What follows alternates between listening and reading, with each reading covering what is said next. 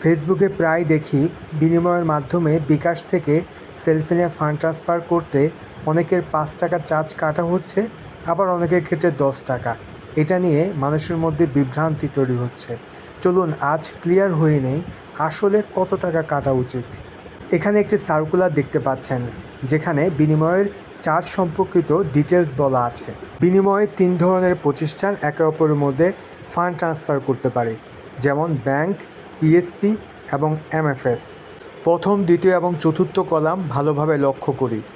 যেহেতু বিকাশ MFS provider, তার বিকাশ থেকে আপনি যদি ব্যাংকে ফান্ড ট্রান্সফার করেন সেক্ষেত্রে 100 টাকায় 1 টাকা আপনাকে চার্জ করবে। সুতরাং 1000 টাকায় তারা সর্বোচ্চ 10 টাকা আপনাকে চার্জ করতে পারবে। আর যদি বিকাশ থেকে আপনি পিএসপি যেমন টালিপে এবং এমএফএস প্রোভাইডার যেমন রকেট বা এমক্যাশে ফান্ড ট্রান্সফার করেন, সেক্ষেত্রে 100 টাকায় আপনাকে 50 পয়সা চার্জ করবে। সেক্ষেত্রে 1000 টাকায় অবশ্যই আপনার থেকে সর্বোচ্চ 5 টাকা চার্জ করতে পারবে।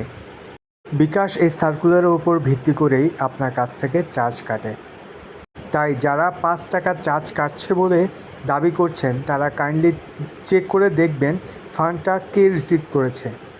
আর 5 টাকা চার্জ কাটাতে খুব বেশি খুশি হয়েও কোনো লাভ নেই, কেননা যেহেতু অন্য একটা এমএফএস প্রোভাইডার সেই টাকাটা রিসিভ করছে, তার ক্যাশ আউট চার্জটা একটু মাথায় রাখবেন।